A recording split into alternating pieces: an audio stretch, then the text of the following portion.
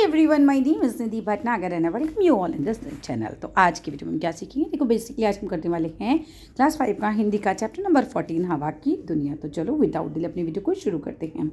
बच्चों बताओ, ऐसी कौन सी चीज़ है जो हमारे चारों ओर होती है पर दिखाई नहीं देती। हवा चारों ओर होती है लेकिन हमें दिखाई नहीं देती। तो आइए इस पाठ के द्वारा हम हवा की दुनिया के बारे में पढ़ते हैं। सूरज की किरणें हवा के मीठे झोंकों के साथ अध खुली खिड़की से होती हुई भीतर आ गई। सूरज की किरणें देख रहे हो आप यहाँ पर, ये देखो कमरे में खिड़की से जो है सूरज की किरणें आ रही हैं। अध खुला मतलब आधा खुला, थोड़ा सा खुला हुआ, ठीक है। तो सूरज की किरणें हवा के मीठे झोंकों के साथ मतलब अंदर कमरे में हवा भी आ रही है। अध खुली खिड़की से, आधी खुली खिड़की से भीतर होती हुई आ गई। मेरी पलकों पर नाचते हुए वे मुझे नींद से जगाकर नई सुबह का संदेश देने लगी। मतलब क्या हुआ, मेरी पलकों पर नाचते हुए, ये जो हवा है एक तरीके से आपके पलकों के पास आ रही है, आपको नींद से जगा देती हैं और सुबह का संदेश देने लगी कि भाई सुबह हो गई है। मैंने आंखें खोली तो अपने पापा और बहन शालू को अपने पलंग के पास खड़े पाया। बच्चा बोलता है कि मैं जब मेरी आंख खुली तो पापा और बहन जो थे वो पलंग के पास खड़े थे। मैंने उठकर झम्माई ली। पापा ने पूछा, राजू हमारे साथ स्टेशन चलोगे? तो मैंने पूछा, कौन आ रहा है? हरी मामा, पापा ने बताया। ये सुनकर मैं खुशी से उछल पड़ा। हरी मामा के साथ बहुत मज़ा आता है। मैं बिस्तर से कूद पड़ा, जल्दी से तैयार हुआ और एक गिलास गर्म दूध मैंने गटक लिया। पापा ने 2 बार गाड़ी का हॉर्न बजाया। मैं झटपट पोर्च में पहुंचा और कूद कर कार में बैठ गया। हम जल्दी ही स्टेशन पहुंच गए। रेलगाड़ी सरकते हुए आई और गरगराते हुए रुक गई। हरी मामा नीचे उतरे और उनकी आंखें हमें ढूंढने लगी। होता है ना, कोई बंदा ट्रेन से उतरता है तो फिर वो देखने लगता है कि भाई मुझे लेने कौन आया है। मैंने उन्हें देख लिया और दौड़कर उनके पास पहुंचा। शालू और पापा भी उनके पास पहुंच गए। मामा जी ने हमें गले लगा लिया, झुककर पापा के पैर छुए, फिर सीधे खड़े होकर सूटकेस उठा लिया।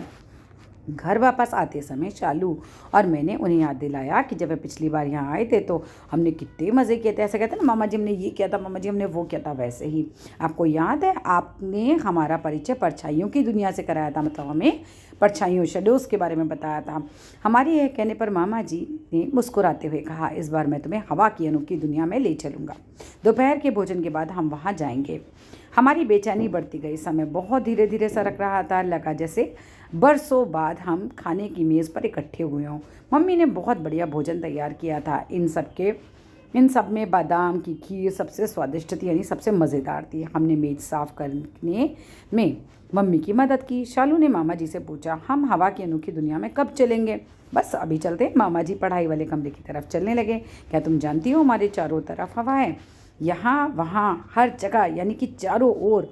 हम हवा के सागर में रहते हैं, हवा के सागर की बिल्कुल निचली सतह पर, लेकिन हम ये कभी महसूस नहीं करते। इसकी अपनी कोई गंध नहीं होती, यानी कि हवा की अपनी कोई खुशबू बदबू कुछ नहीं होती।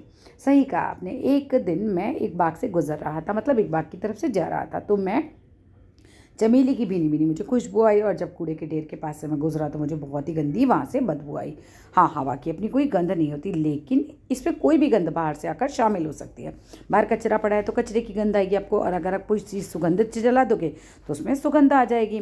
कभी कभी मंद मंद बहकर हमारा मन मोह लेती है, ऐसी भी चीज़ें शामिल हो जाती हैं। तो कभी तेज़ आंधी बनकर हमें डरा देती है। इस तरह से हवा बहुत सारे अजूबों की पोटली है, लेकिन आज इस पोटली से कुछ बातें मैं तुम लोगों के लिए निकालूंगा, मामा जी ने कहा। जल्दी निकालिए ना मामा जी, दोनों ने उतावले होते हुए कहा। हवा की एक और विशेषता है, यह पंख से भी हल्की होती है, फिर भी इसमें कुछ भार होता है, यानी हवा का कुछ भार होता है। आप एक खाली बैलून लो, एक भरा बैलून लो, तो भरे हुए में ज़्यादा भार होता है। जिस चीज़ में भार होता है उसे दबाव भी होता है उसमें। कैसे मामा? शालू ने पूछा। अभी बताता हूँ। पहले एक जैसे 2 गिलास, एक लंबी पेंसिल, 40 सेंटीमीटर की एक छड़, 2 छोटे छोटे गुब्बारे और चिपकाने वाला टेप लेकर आओ। हम दोनों दौड़कर सारा सामान ले आए। मामा जी ने दोनों गिलासों का एक पुल सा बनाते हुए पेंसिल उसके ऊपर रख दी। देखो इस तरीके से जैसे दिखा रखा है पिक्चर में, और छड़ के दोनों ओर उन्होंने गुब्बारे चिपकाकर पेंसिल के आर पार रख दिए। उसके बाद एक गुब्बारे को निकालकर उसमें हवा भरकर फिर से टेप के सहारे छड़ में बांध दिया। क्या यह फूले हुए गुब्बारे से बंधा सिरा नीचे झुक जाएगा? बिना फूले गुब्बारे से बंधा सिरा ऊपर उठ जाएगा? हम दोनों ये देखकर एक साथ बोल उठे, मामा जी ये तो बिल्कुल तराजू की तरह हो गया।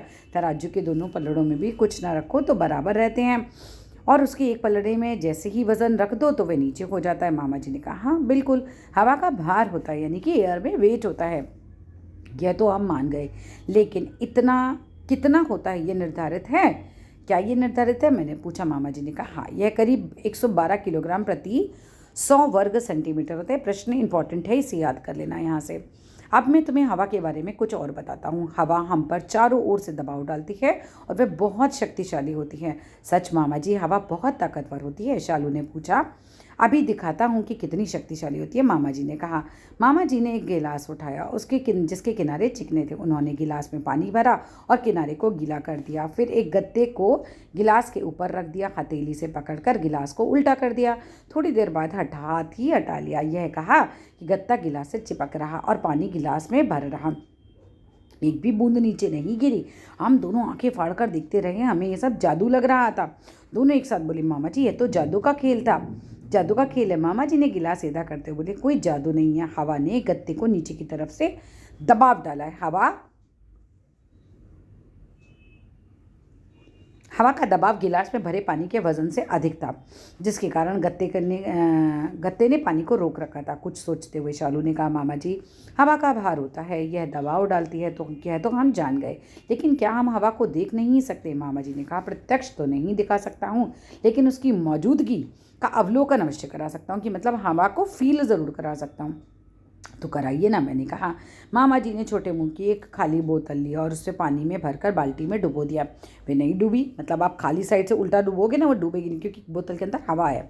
मामा जी ने उसे पूरी तरह डुबाने के लिए दबाए रखा। बोतल में पानी जाने की आवाज़ सुनाई देने लगी। फिर टेढ़ा क्या होगा तो जाने लगी और सतह पर बुलबुले आने लगे, यानी बोतल के अंदर जो पानी था वो बाहर निकल रहा है। मामा जी ने कहा, यह हवा के बुलबुले हैं, जैसे ही बोतल भर जाएगी ये बुलबुले दिखाई नहीं देंगे। वह क्यों मामा जी? शालू ने पूछा। जब हम यह कहते हैं कि कोई चीज़ खाली है, तो इसका अर्थ होता है उसमें हवा के अलावा कुछ भी नहीं है। जब बोतल को पानी में डुबाया तो वह जितनी मात्रा में बोतल में पानी जा रहा था, उतनी ही मात्रा में हवा बोतल से बाहर आ रही थी। इसलिए हवा के बुलबुले दिखाई पड़ते रहे, और जैसे ही बोतल पानी से भर गई वे दिखाई देने बंद हो गए। मतलब बोतल में हवा नहीं है, मामा जी ने कहा। मैंने कहा, मामा जी, क्या हवा की पोटली में और भी कुछ बतलाने वाली बातें हैं? मामा जी आश्चर्यचकित होते हुए बोले, और भी कुछ बतलाने वाली बातें? बहुत सी बातें हैं, लेकिन आज के लिए इतना ही काफ़ी है। बाकी बातें हम कल करेंगे। अभी हम खुली हवा में सैर करने चलते हैं। शालू ने कहा, हाँ हाँ, जल्दी चलिए, मेरी सहेलियाँ भी आ गई होंगी। और यहाँ फिनिश होता है हमारा ये चैप्टर, हवा की दुनिया। ठीक है, तो अगर अच्छा लगे तो लाइक कर देना, शेयर कर देना, सब्सक्राइब कर देना। Thank you.